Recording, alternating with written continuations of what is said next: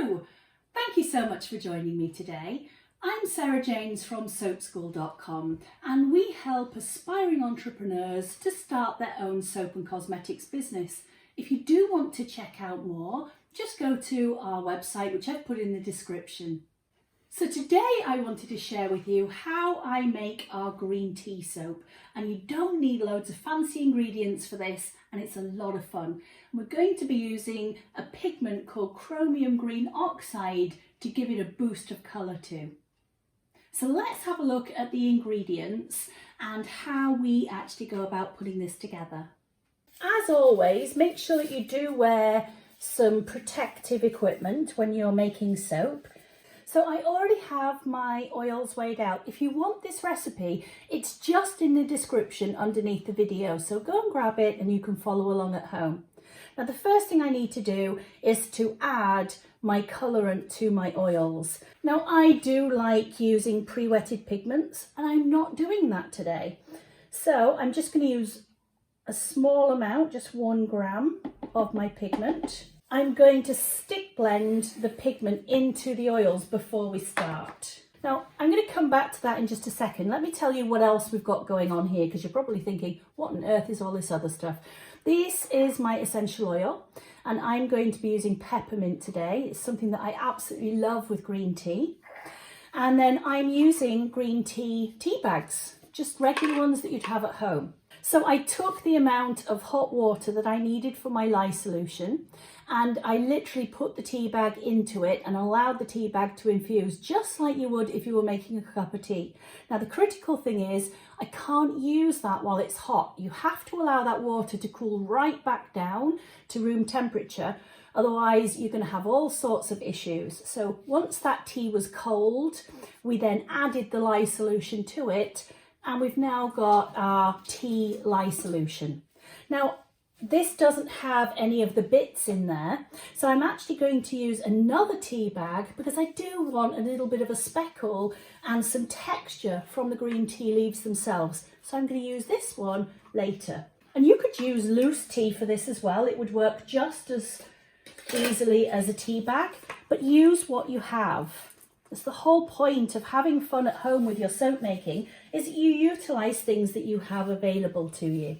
So let's just stick blend all of our oil and our colour together. Now I do want a little bit of titanium dioxide in this as well, because the green on its own will be great, but I know from experience that just a tiny bit of titanium in there will just actually make a much nicer colour. I'm going to stick blend this first so you see what this is like, and then we'll add the white in.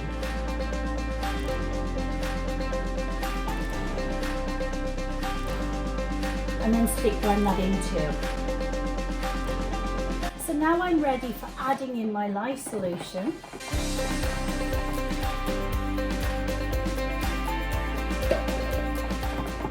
So do you drink green tea? I am not a tea drinker. It's funny, when I was young, I drank tea all of the time, and everyone thinks that if you're British, you just spend your entire life drinking tea. But a lot of people don't these days. A lot of people are coffee drinkers, and I am a coffee drinker. So let me know what you prefer. Do you prefer tea or coffee? My husband is from America, and I know a lot of our friends and family in America drink iced tea.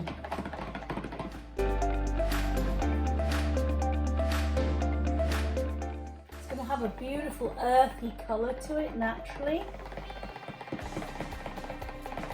I think it's ready now for adding in our essential oils. Of course you could use a fragrance oil if you prefer, but this just works so beautifully with peppermint essential oil.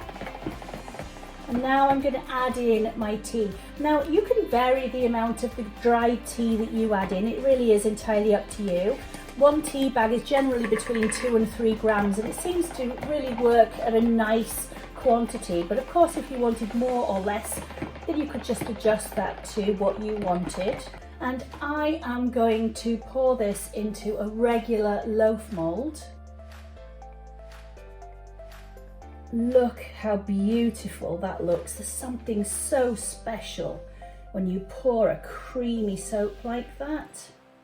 Now I've got a little bit too much for this mould, so I'll make a separate bar as well. Sean, can I give you that to pop into a mould for me, love? Everybody needs a Sean in their life. One of the tools that I sometimes like to use for texturing is this little dessert fork. It just has 3 prongs to it. And you know, just play around when you come to texturing. There's so many things that give you a great look. So I'm just going to use this, and I'm just going to drag it on an angle across the bar, just past the middle, and just put these kind of textured lines in one way, and then I can go back the other way. I missed a bit. And then I can go back the other way and do exactly the same to the middle the other way, and just create a little bit of interest and texture. And the great thing is you can always go back over it if you don't like it and just create what works for you. So all I need to do now is give this a liberal spray, and we're going to pop this underneath those loving blankets, give it some positive energy, and hope that this turns into a beautiful soap by tomorrow. And I will make sure to come and cut this so that I can show you how beautiful this is on the inside. I wish you could smell it, because the smell of that beautiful peppermint and that earthy green tea does smell absolutely beautiful. If you have enjoyed being with me so far, click on the subscribe button, and hopefully you'll get to hang out with me every week as I deliver you a new video to do with soap making and cosmetics. Well, it is ready! I am really excited about this one. We've got a little bit of discoloration on the top, and that's because the alcohol spray has wetted the little pieces of green tea. That's totally normal. I didn't have to spray it maybe quite as much as I did, but anytime that you use botanicals, they do generally end up going brown over time, so it's quite normal. Now let's cut this and see what it's like inside. It smells absolutely beautiful, and I really like this earthy green colour.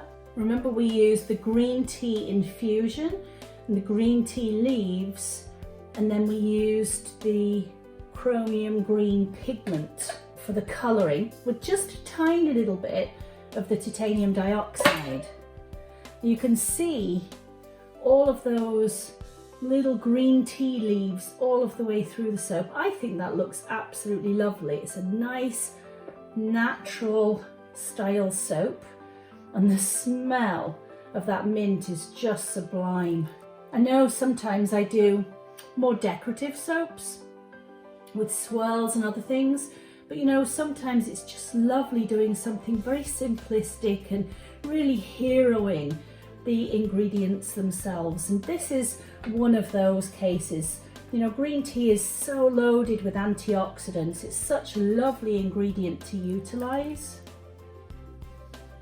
Do you already use green tea in your soaps? And if you do, I've used obviously the mint in mine, just the essential oil, but what do you use in your green tea soaps? Do you use a fragrance oil? Do you use a combination of essential oils? I always love hearing how you take same type of concept, or maybe you're already using the same ingredients, and seeing how you put them together and make it your own.